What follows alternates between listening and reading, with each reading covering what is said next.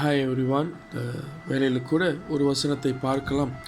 ஆதியாகமம் புஸ்தகத்தில் 15வது அதிகாரம் 1வது வசனத்தை வாசிக்கும் பொழுது, இந்த காரியங்கள் நடந்த பின்பு கர்த்தருடைய வார்த்தை ஆபிரகாமுக்கு தரிசனத்தில் உண்டாகி, அவர், ஆபிரகாமே, நீ பயப்படாதே, நான் உனக்கு கேடகமும் உனக்கு மகா பெரிய பலனுமாய் இருக்கிறேன் என்றான்.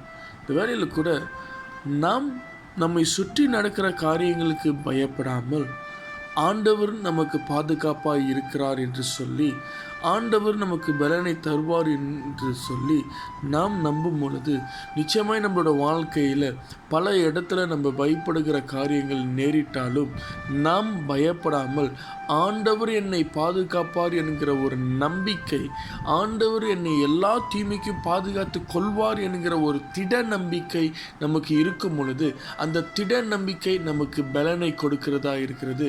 அந்த பலன் நம்மை சூழ்நிலைகளை மேற்கொள்ளுகிற ஒரு பலனாய், அந்த பலன் பயங்களை மேற்கொள்ளுகிற ஒரு பலனாய் நம்முடைய வாழ்க்கையில் காணப்படும். காலை வேளையில் கூட நான் மறுபடியும் சொல்லுகிறேன், பயப்படாதே, அவர் உனக்கு கேடகமாய் இருந்து உனக்கு பலன் கொடுக்கிற தேவனாய் இருக்கிறார். வாங்க ஜெபிக்கலாம்.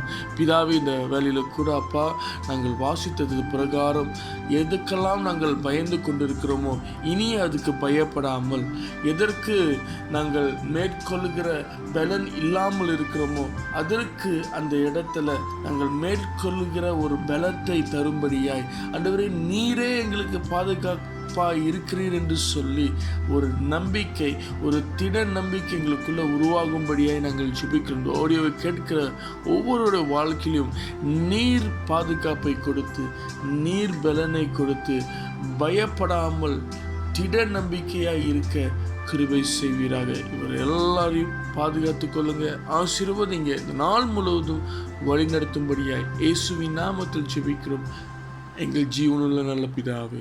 ஆமீன், ஆமீன், ஆமீன். God bless you.